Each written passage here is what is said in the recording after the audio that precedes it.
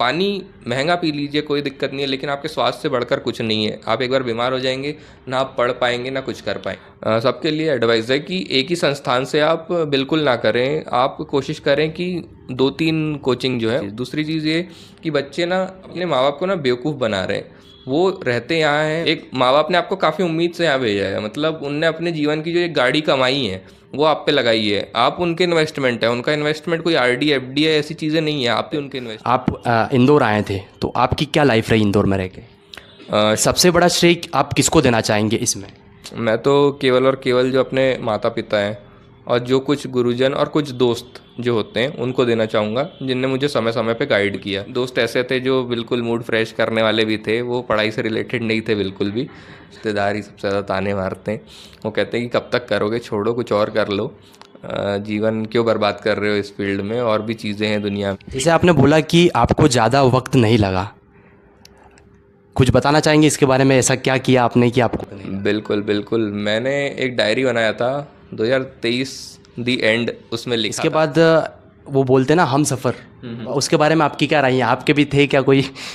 ये सब चीज़ें यहाँ बताने के लिए नहीं होती है। सही भी है, क्योंकि आपका एक ही प्यार होना चाहिए, बाद में बहुत लड़कियाँ आएगी आपकी लाइफ में। जब से मैंने तैयारी स्टार्ट की है तब से मैं अपनी हॉबी को भी साथ में लेके चल रहा हूँ। एक लाइन है अटल जी की, तो वो मुझे काफ़ी मोटिवेट करती है। तो क्या हार में क्या जीत में, किंचित नहीं भयभीत में, कर्तव्य पथ में जो मिले यह भी सही वह भी सही, हार नहीं मानूंगा रार नहीं ठानूंगा। तो इसे अपने जीवन में अपनाइए, कभी हार मत मानिए, अपने पथ पर निरंतर बढ़ते रहें। हाय एवरीवन, हमारा चैनल में आपका एक बार फिर से स्वागत है। हम आपके सामने एक और नया वीडियो जिसमें नया संघर्ष, नई कहानी होगी। हमारे सामने आज हैं गगन सर, जिनका सिलेक्शन डीएसपी के पद पर हुआ है। तो सर को पहले तो बहुत बहुत शुभकामना देना चाहूँगा, इतनी बड़ी सफलता हासिल की है।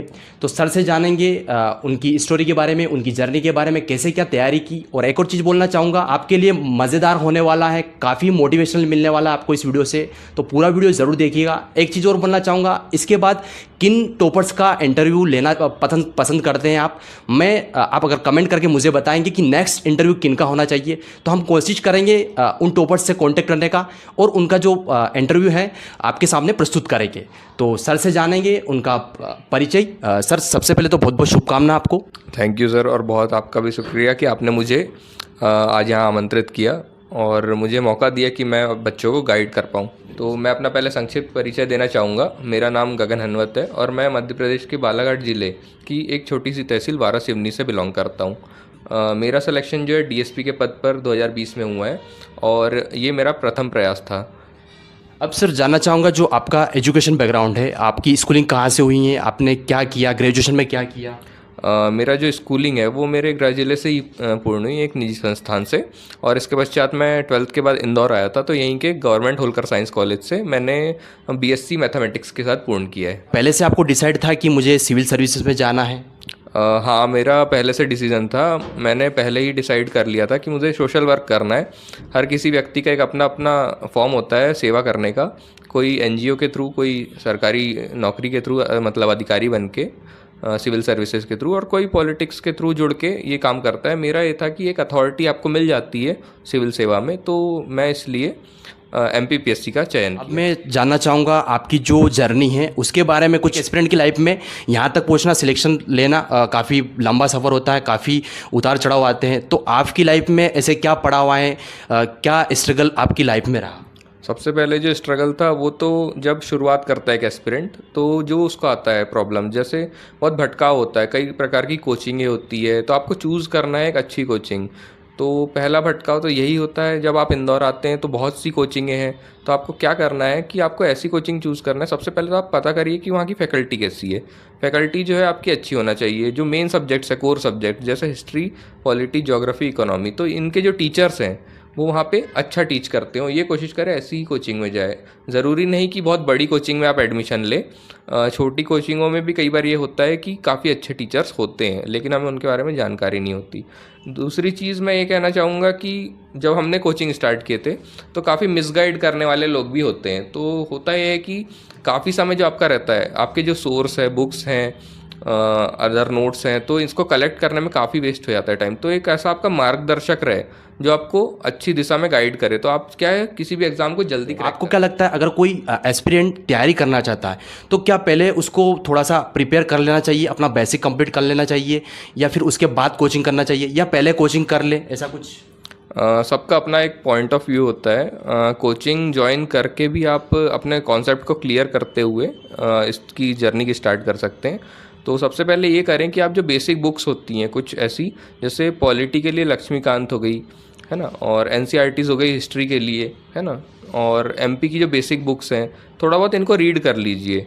ज्योग्राफी के लिए महेश कुमार वर्णवाल हो गई। तो कुछ बेसिक बुक्स हैं जो आप पहले रीड करिए। कोचिंग के साथ भी कर सकते हैं या कोचिंग के पहले भी कर सकते हैं। आजकल बच्चे 11th-12th में भी तैयारी स्टार्ट कर देते हैं, तो ये उन पे डिपेंड करता है कि वो अपनी जर्नी कब स्टार्ट करना चाहते हैं। कुछ की कॉलेज के बाद होती है। आपने पहले जो तैयारी की थी प्रीलिम से स्टार्ट किया था या फिर मेंस से स्टार्ट किया था? मेरी जो कोचिंग थी तो उसमें प्रीलिम्स मेंस इस टाइप से पढ़ाते थे। तो मेरी जो तैयारी थी, मैंने पहले प्रीलिम्स किया, उसके बाद मेंस की तैयारी की। लेकिन जब एग्ज़ाम आती है, मान लीजिए आपके पास 6 महीने का वक्त है, तो आपको पहले मेंस पढ़ना है। शुरू के जो 3 से 4 महीने मेंस और प्री के जो कॉमन सब्जेक्ट्स हैं आपको उनको कवर अप करना है। जब आपका पीक पीरियड आता है प्रीलिम्स के पहले 2 से ढाई महीने का, तो आपको क्या करना है कि उस टाइम पे आपको केवल प्री पे फोकस करना है, फैक्चुअल स्टडी करना है। तो इस हिसाब से आप उसको चलें। मेंस का प्रिपरेशन करिए, इसके बाद आपको टेस्ट सीरीज जब पढ़ते जाएं, जब भी मतलब लगाना चाहिए टेस्ट सीरीज, या आपने एक बार अच्छे से सिलेबस कर लिया उसके बाद करना चाहिए? टेस्ट सीरीज़ का ये है कि पहले आप कम से कम एक बार तो पूरे सब्जेक्ट्स को कंप्लीट कर ले, उसके बाद ही टेस्ट ज्वाइन करें। क्योंकि क्या होता है, जब आप बिना तैयारी के, किसी सब्जेक्ट की तैयारी नहीं है और उसका टेस्ट देते हैं और आपके मार्क्स कम आते हैं, जैसे हम भी कोशिश कर रहे थे शुरू में कि टेस्ट दे देते थे आधी अधूरी तैयारी के साथ, तो उसमें होता ये है कि जब आप डिमोटिवेट हो जाते हैं। मान लीजिए मेरे 100 क्वेश्चन है, उसमें मेरे 40 ही सही हो रहे हैं, 50 ही सही हो रहे हैं, तो एक डिमोटिवेशन आता है। तो कोशिश करिए कि आप पूरे सब्जेक्ट्स जो हैं एक बार कम से कम रिवाइज हो जाए आपका पढ़ के, उसके बाद ही टेस्ट दें। इसके बाद जो आपने टेस्ट लिखे, आपने अलग अलग संस्थान से लिखे या एक ही संस्थान से टेस्ट सीरीज कर लिया था? सबके लिए एडवाइस है कि एक ही संस्थान से आप बिल्कुल ना करें। आप कोशिश करें कि 2-3 कोचिंग जो है उनके मिक्स टेस्ट जो हैं वो लगाएं। क्या होता है, किसी के बिल्कुल इजी होते हैं, किसी के बिल्कुल कठिन होते हैं और किसी के मॉडरेट होते हैं। तो आपका मल्टीपल डायमेंशन में आपके टेस्ट जो हैं वो कवर अप हो जाते हैं अगर आप अलग अलग संस्थान के टेस्ट सॉल्व करते हैं। जैसे मैं बात करना चाहूँगा, आपने काफ़ी वीडियो देखे होंगे, इसमें वही चर्चा होगी जो एक एस्पिरेंट के लाइफ में होता है, तैयारी करता है और उसके मन में कहीं डाउट चलते रहते हैं। तो उन सारी चीज़ों को मैं कवर करूँगा इस वीडियो में। तो एक और चीज़ पूछना चाहूँगा सर, जैसे आपने इंटरव्यू का जो प्रिपरेशन है खुद ने सेल्फ प्रिपेयर किया था, तो कैसे तैयारी की थी इंटरव्यू वगैरह की? देखिए, प्रिपरेशन जो था इंटरव्यू का, चूँकि मेरे 158 मार्क्स हैं इंटरव्यू में, बहुत बड़ी बात होती है। मैं इससे जानना चाहूँगा, आप देख सकते हैं जो भी इस वीडियो को देख रहे हैं, क्योंकि इतने नंबर लाना एक मतलब बहुत अच्छा, आपका नॉलेज अच्छा होना चाहिए, आपका व्यक्तित्व तो डिपेंड करता है, आपकी पर्सनैलिटी डिपेंड करती है, आपका बात करने का तरीका, सारी चीज़ें डिपेंड करती हैं। तो सर से जानेंगे इनका क्या रोल रहा, क्यों इनको इतने नंबर मिले? जैसे हाल ही में अभी इंटरव्यू चालू हो रहे हैं कल से, तो सबके लिए एक है कि एक गाइडेंस के तौर पे मैं बताना चाहूँगा कि मैंने इंटरव्यू क्लास ज्वाइन नहीं करी थी। मैंने जो प्रिपरेशन थी इंटरव्यू की वो खुद ही करी थी। लेकिन हाँ, मॉक टेस्ट जो थे, मॉक इंटरव्यू सॉरी, तो वो मैंने 2-3 संस्थानों में दिए थे। तो आप कोशिश करें मॉक इंटरव्यू ज्वाइन करें, और पढ़ तो आप खुद ही सकते हैं। क्या करें कि 3 से 4 कॉपी बना लें, उनमें सब में अलग अलग टाइप की चीज़ें लिखें। जैसे आपके बारे में, आपके ज़िले के बारे में, आपके होम टाउन के बारे में, उनकी क्या विशेषताएं हैं, आपको क्या प्रॉब्लम फेस करते हैं उस ज़िले में आपके ज़िले के लोग, आप उन्हें कैसे सॉल्व करेंगे, ये सब चीज़ें आप एक कॉपी में नोट डाउन करें। इसके अलावा एमपी की एक कॉपी बनाएं, उसमें एमपी की जो करंट की घटनाएँ घट रही हैं तो उनके बारे में लिखें। इसके बाद आप जो देश दुनिया की जो इवेंट्स हो रहे हैं, G20 समिट, ये सब चीज़ें, या कोई भी दूसरे समिट्स, या किसी देश के बीच में विवाद, तो उसके बारे में अच्छा नॉलेज रखें। और एक करंट बेस्ड सिचुएशन जो है वो क्वेश्चन इंटरव्यू में बनते हैं कि आप अगर कुछ बन जाते हैं अधिकारी तो आप क्या काम करेंगे नया। तो आप सोच के रखें कि सही में आप क्या करना चाहते हैं, क्योंकि आप भविष्य में एक अधिकारी बनने जा रहे हैं, तो आपको पता होना चाहिए कि आखिर आपका ऐसा एम क्या है कि आप क्या कर सकते हैं समाज के लिए, क्योंकि आप आखिरकार समाज के लिए ही बने हैं।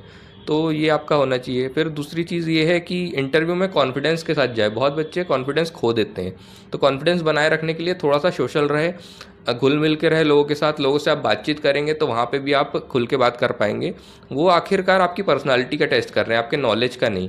नॉलेज का टेस्ट आपका प्रीलिम्स और मेंस में हो चुका है, तो आप कोशिश करें कि कॉन्फिडेंस के साथ जाएँ, थोड़ा हंसमुख चेहरा लेके जाएँ, आई कांटेक्ट अच्छा हो आपका आपके जो बोर्ड मेंबर्स हैं उनके साथ। और उसके अलावा आप अपने आप को सुपीरियर वहाँ प्रूव करने की कोशिश ना करें, क्योंकि जो आगे जो बैठे हैं आपके इंटरव्यू बोर्ड में वो आपसे ज़्यादा जानते हैं, उनको काफ़ी लंबा एक्सपीरियंस है, उन्हें पता है कि आप झूठ बोल रहे हैं या सच बोल रहे हैं। तो अपने आंसर को लेके काफ़ी ऑनेस्ट रहें, बहुत घुमा फिरा के या बनावटी आंसर देने का कोशिश ना करें, क्योंकि एक बनावटी इंसान जब विभाग में जाएगा तो वहाँ भी वो झूठ बोल के ही कार्य करेगा। तो उनको पता है कि, और ये गुण होते हैं कुछ अधिकारी के, ईमानदारी सत्यनिष्ठा वाले, तो आप कोशिश करें ईमानदार रहें। मुझे लगता है कि आपने बहुत अच्छा मतलब स्कोर किया है, बट एक और आपको लगता है कि इससे भी आप बेहतर कर सकते थे? 175 का जो इंटरव्यू रहता है तो आपको 158 मिले, तो आपको लगता है कि मैं और भी बेहतर कर सकता था? कुछ गलती हुई है आपसे, ऐसा कुछ? काफ़ी हद तक तो मैं संतुष्ट था अपने वर्क से, पर फिर भी हाँ, हो सकता है 160 प्लस की मैंने उम्मीद किया था, लेकिन कुछ कारण से नहीं आए। होता है, उस दिन की भी बात रहती है कि कुछ दिन हमारे नहीं रहते। वैसे 158 नंबर कम नहीं आए, बहुत नंबर मिले, क्योंकि मेरा मानना है कि शायद मैं 12th रैंक है मेरी इंटरव्यू में, तो मैं खुश हूँ। मॉक इंटरव्यू जो होते हैं और जो बोर्ड वाले जो इंटरव्यू होते हैं, उनमें आपको क्या लगता है क्या डिफरेंट होता है? क्योंकि कई सारों के साथ में ऐसा हुआ है जिनका सिलेक्शन हुआ है, वो मॉक इंटरव्यू में अच्छा परफॉर्मेंस कर पा रहे हैं और वहाँ जाके पता नहीं उनके मार्क्स गिर रहे हैं, या कोई यहाँ पे अच्छा परफॉर्मेंस कर रहे हैं वहाँ पे जाके डाउन हो रहा है। तो क्या लगता है आपको इस बारे में? मॉक इंटरव्यू और वहाँ का इंटरव्यू पैनल लगभग आप मान लीजिए सेम ही रहता है, माहौल भी लगभग सेम रहता है। मेरा तो मानना है कि वहाँ और इजी रहता है। यहाँ पे तो बच्चा बहुत प्रेशर में देता है, क्योंकि कोचिंग में क्या होता है, कुछ टीचर्स रहते हैं जो पैनल बैठता है तो कुछ प्रेशराइज कर देते हैं, आपको एक माहौल सा क्रिएट कर देते हैं। वहाँ तो बिल्कुल बहुत कूल रहते हैं, वहाँ जितने भी मेम्बर्स हैं वो क्या लिए जानना चाह रहे हैं कि आप आंसर दे रहे हैं वो किस प्रकार से दे रहे हैं, आप झूठ तो नहीं बोल रहे हैं। जैसे कई बार होता है कि हम ज़बरदस्ती आंसर देने की कोशिश करते हैं, हमको नहीं बनता उसके बाद भी। तो आप क्या करें कि वहाँ पे जब आंसर देते हैं लोग, तो वहाँ पे क्या है, हड़बड़ी में झूठ बोल देते हैं। तो आप क्या करें, सॉरी बोलिए कि मुझे आंसर की सर जानकारी नहीं है, लेकिन मैं अवश्य इस बारे में जानने का प्रयास करूंगा, मैं और नॉलेज एकत्रित करने का प्रयास करूंगा इस बारे में। तो आपको ये कोशिश करना है कि झूठ ना बोलें वहाँ पे, और माहौल जो है वो तो लगभग सेम ही रहता है, मेरा मानना है। अब एक इंटरेस्टिंग क्वेश्चन है, जैसे कि मैं सर से मिला था तो काफ़ी इंटरव्यू भी देखे हैं, तो सर का जो हॉबी है वो यूनिक है, तो मैं हॉबी के बारे में थोड़ा सा जानना चाहूँगा। बिल्कुल, मेरी हॉबी जो है वो थी वहाँ काफ़ी लोगों की, लेकिन एक प्रोफेशनली जो होता है थोड़ा एक एक्सट्रीम लेवल पे मैं करता हूँ उस हॉबी को। तो सबके लिए मैं एडवाइस नहीं दूंगा कि ऐसा एक्सट्रीम लेवल पे करें, लेकिन हाँ, एक हॉबी ज़रूर डेवलप करें। आपकी जो भी हॉबी है आप पर्टिकुलर अपने हिसाब से डिसाइड कर लीजिए, और उसे दिन का 10% आप दे सकते हैं। बिल्कुल, दिन का 1 घंटे देना कोई बुराई नहीं है। क्या होता है, हॉबी आपको आपके वर्क के प्रति जो है कंसंट्रेशन जो होता है, कंसंट्रेशन, स्ट्रेस मैनेजमेंट, ऐसी चीज़ों के लिए आपको हेल्प करती है। तो एक हॉबी ज़रूर डेवलप करें। बिल्कुल ज़िंदगी में निरस ना रहें, आपके जीवन में एक स्वाद होना चाहिए, एक उत्साह आपके जीवन में होना चाहिए। चाहे इंदौर हो, भोपाल हो, इंदौर तो एक्चुअली एजुकेशन का हब, यहाँ पर जितने भी एस्पिरेंट रह रहे हैं, चाहे कोई भी गवर्नमेंट वैकेंसी की तैयारी कर रहा हो, कोई भी स्टूडेंट है, गर्ल्स हो बॉयज़ हो, तो उनके बारे में क्या राय है आपको? वो यहाँ रह के पढ़ रहे हैं तो उनको क्या क्या चीज़ ध्यान रखना है अगर यहाँ रह के पढ़ रहे हैं? पहली चीज़ जो है, सबसे पहले, क्योंकि मैं फ़िटनेस से रिलेटेड हूँ, तो पहली चीज़ अपने खान पान का ध्यान रखना है। आपको मार्केट में बहुत चीज़ें हैं जंक फूड खाने के लिए, उससे क्या होता है, आपका स्वास्थ्य खराब होता है। अक्सर मैं देखता हूँ कि बच्चे बाहर से आते हैं, उन्हें अनेक जॉन्डिस हो गया, टाइफाइड हो गया, ऐसी बीमारियाँ हो जाती हैं। तो उसका मेन रीज़न जो है, पहली चीज़ साफ़ सुथरा पानी, खान पान, ये सब चीज़ों में बहुत ध्यान दें। पानी महंगा पी लीजिए, कोई दिक्कत नहीं है, लेकिन आपके स्वास्थ्य से बढ़कर कुछ नहीं है। आप एक बार बीमार हो जाएंगे, ना आप पढ़ पाएंगे ना कुछ कर पाएंगे। तो स्वास्थ्य पहली चीज़। दूसरी चीज़ ये कि बच्चे ना यहाँ अपने आके, कुछ बच्चे रहते हैं, सबको मैं नहीं कहना चाहूँगा, एक छोटा सा उनका एक परसेंटेज है बच्चों का जो अपने माँ बाप को ना बेवकूफ़ बना रहे हैं। वो रहते यहाँ हैं, मजाक मस्ती करते हैं, कोचिंग भी ज्वाइन कर लेते हैं, अपने माँ बाप का पैसा जो है वो काफ़ी वेस्ट करते हैं। तो ना अपने आप से झूठ मत बोलिए जीवन में, ना किसी से भी झूठ बोल दीजिएगा, लेकिन खुद से झूठ नहीं बोलना चाहिए, क्योंकि आप खुद से झूठ बोल के किसको बेवकूफ़ बना रहे हैं। एक माँ बाप ने आपको काफ़ी उम्मीद से यहाँ भेजा है, मतलब उनने अपने जीवन की जो एक गाड़ी कमाई है वो आप पे लगाइए। आप उनके इन्वेस्टमेंट है, उनका इन्वेस्टमेंट कोई आरडी एफडी है ऐसी चीज़ें नहीं है, आप ही उनके इन्वेस्टमेंट है। तो आपको उनकी उम्मीद को बरकरार रखना है, यहाँ आके पढ़ाई पे ध्यान देना है, इधर उधर घूमना नहीं है। जैसे बच्चे इधर उधर बहुत ज़्यादा घूमते हैं, मैंने देखा है यहाँ पे काफ़ी डिस्ट्रैक्ट हो जाते हैं काफ़ी बच्चे, तो ये सब चीज़ें नहीं करना है। अपनी माँ बाप के सपने को पूरे करें और सफलता प्राप्त। लगभग अगर कोई स्टूडेंट अच्छे से प्रिपरेशन कर रहा है पूरा फोकस होके, तो आपको क्या लगता है कितने टाइम में अपने गोल को अचीव कर सकता है, चाहे कोई सा भी एग्ज़ाम हो? सफलता ऐसी चीज़ नहीं है जो आप उसका टाइम डिसाइड कर सके। कुछ लोगों को लंबा समय लग जाता है, कुछ लोगों को कम। लेकिन मेरा मानना है कि एमपीपीएससी एक ऐसी एग्ज़ाम है, थोड़ी अनसर्टेनिटी है। कई बार आप इंटरव्यू में जाके फंस जाते हैं। फिर भी एक टाइम पीरियड आप कहें तो लगभग 1 से 2 साल तो आपको कोर्स कवर करने में लग जाता है, और 1 से 2 अटैम्प्ट अगर आप सीरियसली पढ़ रहे हैं तो 1 से 2 अटैम्प्ट में आपका क्लियर हो ही जाता है। आप इंदौर आए थे, तो आपकी क्या लाइफ रही इंदौर में रह के? शुरू में जब आए थे तो शुरू में तो थोड़ा मौज मस्ती किए 1 साल। सेकेंड ईयर से जब कोचिंग ज्वाइन करे तो कोचिंग में भी ना मतलब गाइडेंस तो काफ़ी मिला। कोचिंग में लोगों को कहना चाहूँगा एक गाइडेंस के तौर पे ज्वाइन करे, टोटली डिपेंड ना हो। तो हमको भी काफ़ी गाइडेंस मिला, लेकिन हमने काफ़ी ना मौज मस्ती भी कर ली कोचिंग के दौरान। जब कोचिंग ख़त्म हुई तब रियलाइज़ हुआ कि यार उस समय थोड़ा सा सीरियस होकर पढ़ लेना था, तो आज उतनी मेहनत नहीं करना पड़ता। तो फिर भी उसके बाद मेहनत की, थोड़ा मौज मस्ती के लिए टाइम निकाल लेते थे। वीक के 6 दिन जो थे डिसाइड रहते थे कि उन 6 दिन हमको पढ़ना है, और एक दिन जो रहता था वो चीट डे मान लीजिए, तो उस दिन बिल्कुल आराम, बिल्कुल पहले ये अटेम्प्ट में आपने डीएसपी का पद हासिल किया है और अच्छी रैंक के साथ किया है, तो इसमें आपका योगदान तो रहता ही है, लेकिन सबसे बड़ा श्रेय आप किसको देना चाहेंगे इसमें? मैं तो केवल और केवल जो अपने माता पिता हैं और जो कुछ गुरुजन और कुछ दोस्त जो होते हैं उनको देना चाहूँगा, जिनने मुझे समय समय पे गाइड किया। तो मेरे कुछ दोस्त हैं, तो उन लोगों ने काफ़ी गाइडेंस दी मुझे। जैसे कहीं डाउट होता था तो क्लियर कर देते थे वो कोर्स से रिलेटेड। कुछ दोस्त ऐसे थे जो बिल्कुल मूड फ्रेश करने वाले भी थे, वो पढ़ाई से रिलेटेड नहीं थे बिल्कुल भी। और इसके अलावा मेरे माता पिता, क्योंकि उनने घर में जो मुझे माहौल दिया, क्योंकि मैं 2020 के बाद से घर में ही था और सेल्फ स्टडी करी मैंने, तो मेरे घर वालों ने जो माहौल दिया उसको मैं काफ़ी वो मानूंगा कि उसी कारण से आज मैं सफल हो पाया हूँ। और मैं सभी माता पिता से भी निवेदन करूँगा कि वे भी अपने बच्चों को पढ़ने दें आराम से। वो अगर आप उन्हें वैसा माहौल देंगे तो वो ज़रूर सफल होंगे। जैसे आप घर जाते होंगे कभी, जब आज तो आप डीएसपी बन गए हैं, लेकिन उसके पहले जैसे घर वालों का तो कोई रिएक्शन नहीं रहता है, लेकिन जो आसपास का जो माहौल रहता है, कभी आपके ऊपर प्रेशर बना कि आप इतने टाइम से रह रहे हो, यार अभी तक कुछ सिलेक्शन हुआ या फिर क्या चल रहा है आपका, कब होगा, ऐसा वैसा कुछ? हाँ, रहता है कई लोगों का, रिश्तेदारों का ही रहता है मेनली। रिश्तेदार ही सबसे ज़्यादा ताने मारते हैं। वो कहते हैं कि कब तक करोगे, छोड़ो कुछ और कर लो, जीवन क्यों बर्बाद कर रहे हो इस फील्ड में, और भी चीज़ें हैं दुनिया में वो कर लो। लेकिन आपको अपने लक्ष्य से हटना नहीं है। एक डायरेक्शन में आप जा रहे हैं तो उसी डायरेक्शन में जाएं, क्योंकि ऐसे तो कई कांटे आते रहेंगे, उन कांटों को साफ़ करिए और अपने मार्ग में जाते रहिए, तो आपको आखिर मंजिल मिल ही जाती है। हालांकि मुझे ज़्यादा वक्त नहीं लगा, लेकिन फिर भी यानी कई लोगों को लगता है वक्त, जैसे कुछ लोग हो जाते हैं 30-31 साल के, उनको काफ़ी संघर्ष झेलना पड़ता है। तो उनके लिए यही है मार्गदर्शन कि आप एक बार एम डिसाइड जब कर लिया है तो ज़्यादा कुछ ना सोचे, बस बढ़ते रहें। जैसे आपने बोला कि आपको ज़्यादा वक्त नहीं लगा, कुछ बताना चाहेंगे इसके बारे में? ऐसा क्या किया आपने कि आपको मतलब ज़्यादा वक्त नहीं लगा? बिल्कुल बिल्कुल, मैंने एक डायरी बनाया था 2023 दी एंड, उसमें लिखा था। तो वो दी एंड का मतलब ये नहीं था कि मेरे जीवन का अंत या मेरे सब कुछ चीज़ों का अंत। उस 2023 का अंत का मतलब ये था कि मेरी तैयारी का अंत। मतलब मैं तब तक अपना 1000% दूंगा अपनी पढ़ाई के प्रति। मैं किसी चीज़ की ओर डिस्ट्रैक्ट नहीं होऊंगा और बस अपना पढ़ाई पे ही फोकस रखूंगा और सफलता हासिल कर ही लूँगा। तो मेरा जो ये विश्वास था, मुझे ऐसा लगता है कि यही था जिसने मुझे आज सफल बनाया है।